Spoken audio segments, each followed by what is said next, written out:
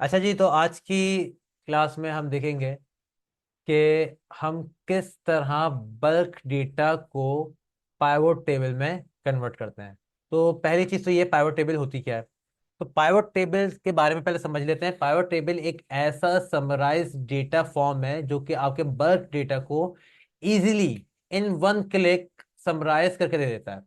For example मैं आपको एक जनरल व्यू दूं कि फॉर एग्जाम्पल आपका एक सुपरवाइजर आता है और आपसे बोलता है कि भाई ये हमारे पास सेल्स शीट है जो मैंने अभी क्रिएट करी है, जिसमें मेरे पास सेलर नेम है, आइटम है, क्वांटिटी है, रेट है, प्राइस है और सिटी है। वो पहले आके पूछता है कि भाई मुझे ये बताओ कि टोटल सेल इस महीने में कितनी हुई। ये पूरे महीने की सेल शीट है जिसमें 500 का डेटा है। ठीक है। वो आगे पूछता है, वो बोलता है कि मुझे एक शीट निकाल के दो जिसमें टोटल सेल्स आ रही हो। आपने टोटल सेल्स निकाल दी। वो बोलता है भाई हर बंदे के हिसाब से सेल्स निकालो कि किस बंदे ने, किस सेल्समैन ने कितनी सेल्स करी है, किस सेल्समैन ने कितनी सेल्स करी है। अच्छा जी। फिर वो पूछता है कि कितनी सेल्स करी है ये भी बताओ, और किस आइटम के ऊपर कितना कमाया उसने। मतलब उसने जो सेल करी है वो कौन कौन से आइटम्स को बेच के कमाया। उसने सीपीयू बेचा, एलईडी बेची या कीबोर्ड बेचा। उसने कौन सा आइटम को सेल किया है जिसके ऊपर उसने सेल कमाया, सेल करी है, इतनी इतना अर्न किया है, इतना वो अमाउंट लेकर आया है। सही है। अब वो आगे एक और शीट बोलता है कि एक शीट और बनाओ कि किस सेल्समैन ने कौन सा आइटम कितनी क्वांटिटी में बेचा है। अब मुझे सेल्स का अमाउंट नहीं, अब मुझे क्वांटिटी बताओ कि भाई कितनी क्वांटिटी बिकी है। अच्छा, मुझे अब ये बताओ कि इस महीने टोटल कीबोर्ड कितने बिके। किस सेल्समैन ने बेचे वो तो अलग चीज है। टोटल बिके कितने कीबोर्ड, कितने बिके, एलसीडी कितनी बिकी, सीपीयू कितनी बिके, प्रिंटर कितने बिके, सेल हुए, ये मुझे बताओ। तो बेसिकली ये कितनी सारी शीट हो गई। डेटा मेरे पास सिर्फ ये 500 रॉस का डेटा। सिर्फ मेरे पास ये एक ही डेटा है यहां से लेके नीचे तक। सिर्फ सेल्समैन मेरे पास 10 हैं, आइटम्स बिकने वाले 6 हैं। मैंने यहाँ पे क्वांटिटी के लिए रैंड बिटवीन यूज किया है, रेट अपनी मर्जी से रखे हैं, उनको मल्टीप्लाई कराया है, और सिटी सिर्फ 3 है, 3 अलग अलग शहरों में। मतलब एक शीट तो वो ये भी बोल सकता है कि ये बताओ कराची में कीबोर्ड कितने बिके, लाहौर में एलईडी कितनी बिकी। इस समराइज डेटा मांग रहा है ना। डेटा मैनिपुलेशन, एक्सेल का काम ही क्या है, जो डेटा दिया जाए उसमें से इंफॉर्मेशन निकालो। और ये जितनी भी मैंने इंफॉर्मेशन के नाम लिए ये सारे उसकी कंपनी के काम के लिए हैं। भाई पूरे महीने में सेल्स कितनी हुई ये उसके काम की है, ताकि उससे एक्सपेंस निकाल सके, वो बता सके भाई उसको प्रॉफिट कितना हुआ, लॉस कितना हुआ। क्वांटिटी कितनी बिकी ये उसकी काम की है, क्यों? क्योंकि उससे पता चलेगा ना कि उसको और स्टॉक कितना मंगवाना है, कितना बिक गया है, ये इससे पता चलेगा।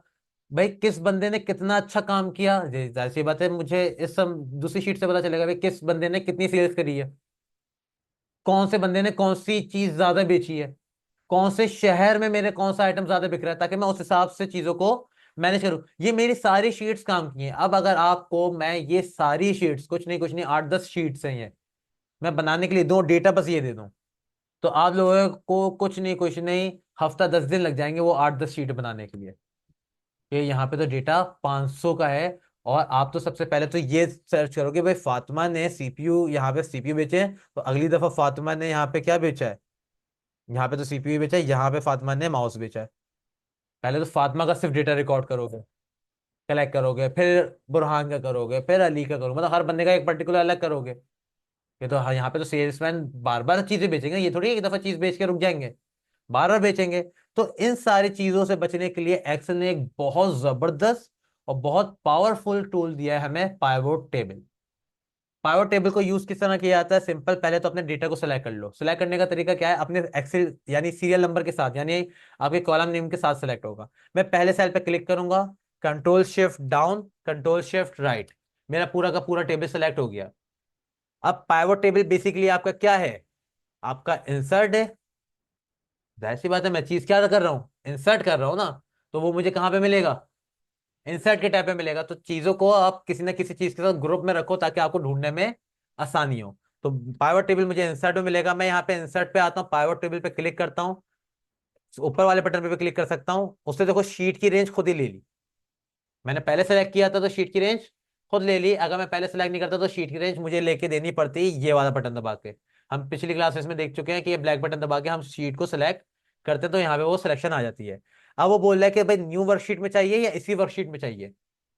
मैं जाहिर सी बात है, मैं अगर इसी वर्कशीट में दूसरा समरीज बनाऊंगा तो काफी घिचपिच हो जाएगी। तो मैं इसको न्यू शीट पे करना चाहूंगा, तो मैंने कहा भाई न्यू वर्कशीट पे लेके जाओ।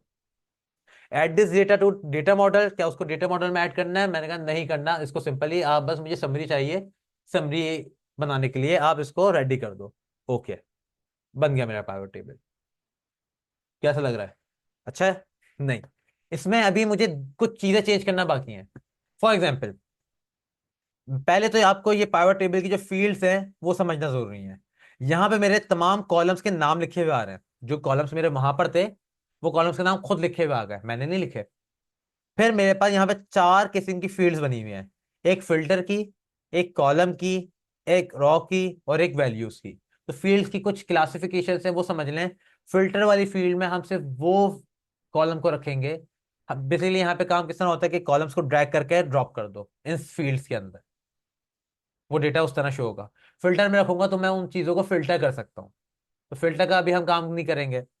रॉज एंड कॉलम्स की बात करें तो रॉज एंड कॉलम्स से हमारा स्ट्रिंग डेटा आता है, यानी वो डेटा जो कैलकुलेटेड या कैलकुलेटेबल नहीं होता। ठीक है, फॉर एग्जाम्पल नेम हो गए, आइटम्स के नेम हो गए, ये कैलकुलेटेबल नहीं है। सही है। फॉर सीधी सी बात है, अल्फान्यूमेरिक जो डेटा होता है, अल्फाबेटिक जो डेटा होता है, वो हम रॉज एंड कॉलम्स में रखते हैं। फिर कौन सा डेटा रॉ में रखें, कौन सा डेटा कॉलम में रखें, अभी बता देता हूँ।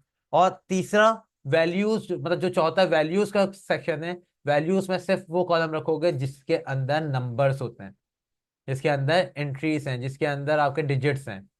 आप वो रखोगे ताकि, क्योंकि वो कैलकुलेशन भी उसमें कर रहा होता है। अब इसको अप्लाई करते हैं। सबसे पहले तो मैं नेम वाइज ये निकालना चाहता हूँ कि किसने कितनी सेल करी। तो मैं यहाँ पे आता हूँ, सेलर को मैंने क्लिक किया, ड्रैग करता हुआ लेकर आया और रॉ में जाके मैंने प्लेस कर दिया।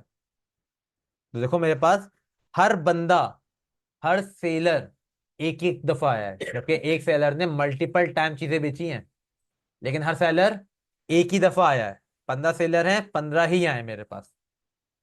कोई भी एक्स्ट्रा कम, एक्स्ट्रा नहीं आया, ज्यादा नहीं आया, कोई भी डुप्लीकेट शो नहीं हो रहा। अब मुझे क्या जानना है, किसने कितनी सेल करी है, और सेल मेरे पास कहाँ रिकॉर्ड हुई हुई है? प्राइस के कॉलम में। सही है, तो मैं प्राइस का कॉलम उठा के कहाँ लेके जाऊंगा? वैल्यूज में, क्योंकि तमाम डिजिट्स में कहाँ रखता हूँ?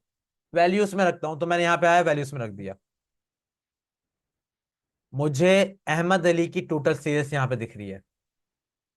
मुझे यहाँ पे एहसान की टोटल सेल्स दिख रही है। मुझे एहसन की दिख रही है, अमानुल्लाह की दिख रही है, बिस्मा की दिख रही है, बुरहान की दिख रही है। अच्छा, इसमें एक और खास चीज है। आपने नोट किया होगा कि मेरी जो शीट थी उसमें फातिमा पहले नंबर पे थी, यहां पर अहमद अली है।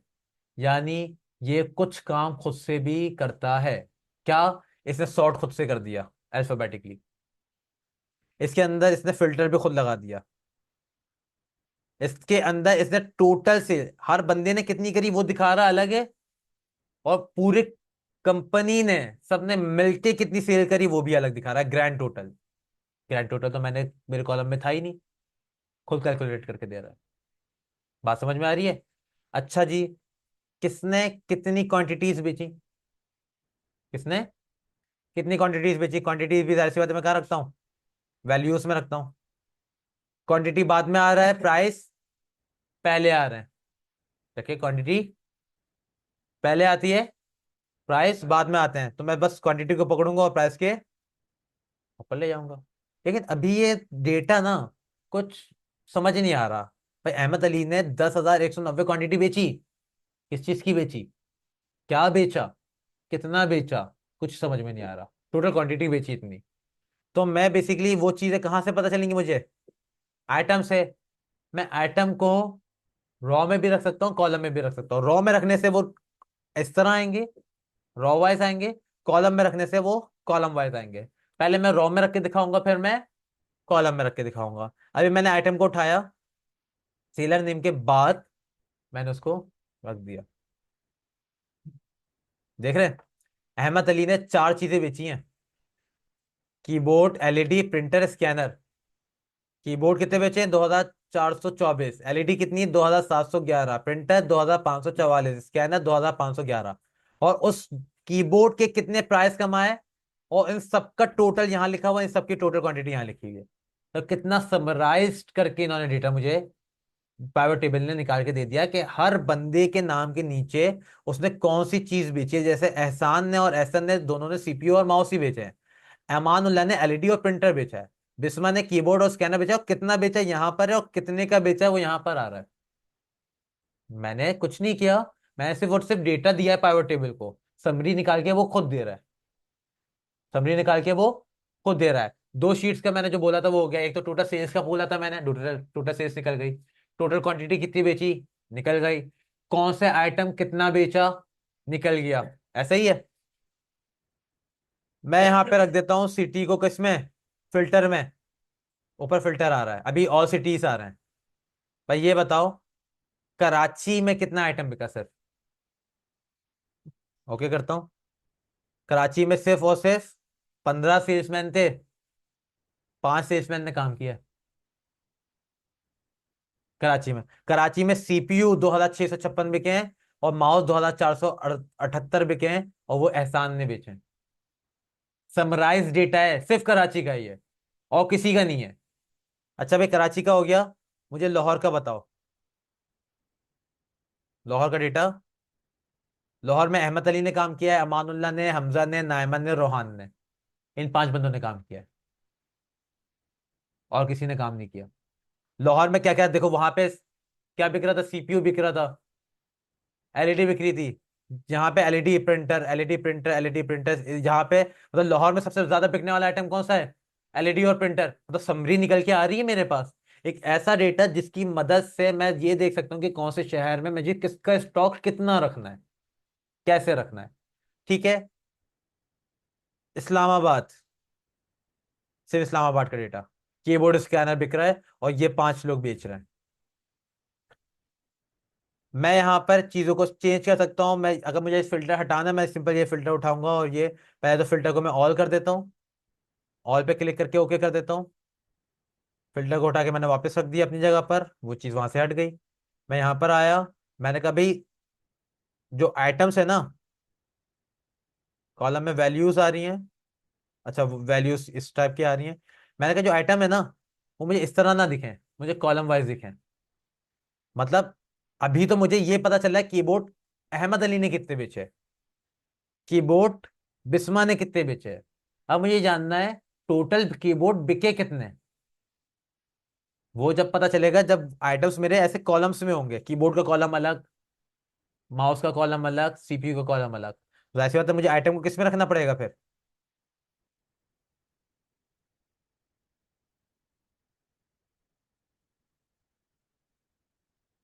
सम of quantity, sum of price, values को मैं हटा देता हूँ।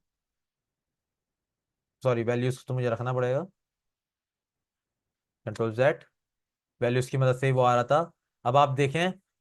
अच्छा, वैल्यूज में से अभी मैं सम ऑफ प्राइस को हटा देता हूँ, क्योंकि दो दो चीजें एक साथ आ रही हैं। अभी सिर्फ मैं क्वांटिटी देख रहा हूँ। एक शीट है कि कौन सी चीज कितनी कंपनी से चली गई। तो यहाँ पे देखो कि मुझे बता रहा है कि सीपीयू टोटल इतने चले गए, कीबोर्ड इतने बिके हैं, एलईडी इतनी बिकी है, माउस इतनी। अच्छा, ये सिर्फ डेटा ऐसे नहीं है, आप इस डेटा को कस्टमाइज भी कर सकते हो। सारे वही फंक्शन इसमें काम करते हैं,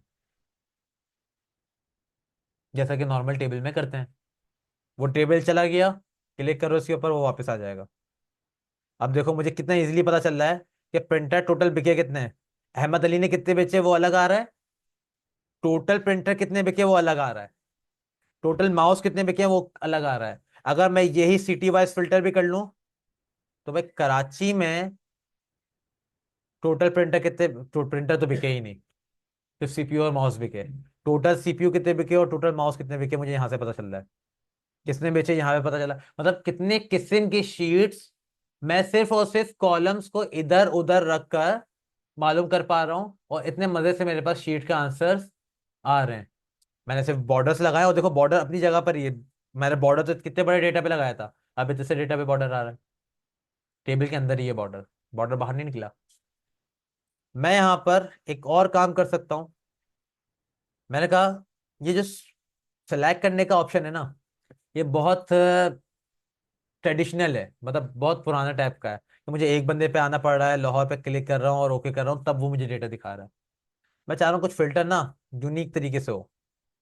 मैं इसको ऑल करता हूँ, ओके करके क्लोज कर देता हूँ।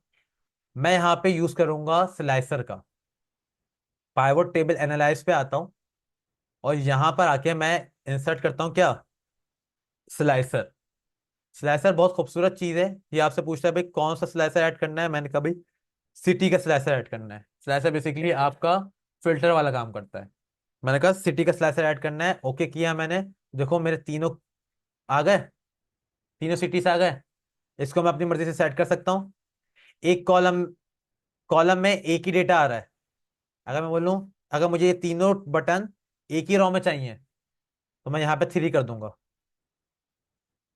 देख रहे हो, इसको मैं अपने हिसाब से इसको थोड़ा सा चौड़ा कर लेते हैं ताकि हर चीज़ पूरी दिखे।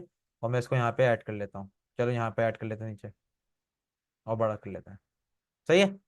इस्लामाबाद का डेटा देखना है, इस्लामाबाद पे क्लिक कर दिया, सिर्फ इस्लामाबाद का डेटा आ रहा है। कराची पे क्लिक कर दिया, सिर्फ कराची का डेटा आ रहा है। लाहौर पे क्लिक कर दिया, सिर्फ लाहौर का डेटा आ रहा है। मतलब ये मेरे फिल्टर को और खूबसूरत और अच्छे अंदाज में करने में मेरी मदद करता है। तो ये था कॉन्सेप्ट पाइवट टेबल का। आप पाइवट टेबल में पाइवट चार्ट भी बना सकते हो। उसके लिए सिंपल आपको क्या करना है, इंसर्ट पे जाना है, पाइवट टेबल पे आपने क्लिक रखा हुआ है, और यहाँ पे आके आप पाइवट चार्ट पे क्लिक कर दो। ये पाइवट चार्ट, इस पे क्लिक करोगे, वो पूछेगा भाई कौन सा चार्ट। मैंने कहा भाई पाई चार्ट बोलता हूँ, मैं लाइन चार्ट बोलता हूँ, एरिया चार्ट, बार चार्ट, जो चार्ट मैं इस पे क्लिक करूंगा वो आ जाएगा। मैं भी बोलता हूँ इसको कॉलम चार्ट या लाइन चार्ट। चलो कॉलम कर लेते हैं, ओके करता हूँ, तो देखो मेरे पास चार्ट बन के आ गया।